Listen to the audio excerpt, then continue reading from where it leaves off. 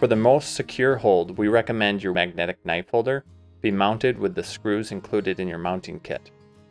Yet you can install it on the wall with double-sided tape if drilling into your wall is not an option.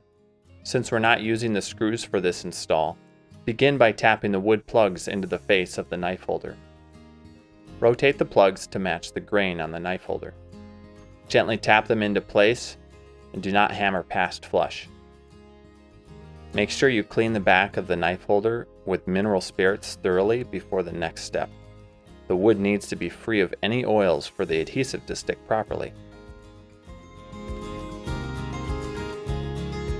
Determine the mounting position on the wall and keep in mind the height of your knives. Straighten the knife holder with a level and lightly mark the wall with a pencil. Apply 3M extremely strong mounting tape or Gorilla heavy duty mounting tape to the back of the knife holder. Here we're using the Gorilla tape.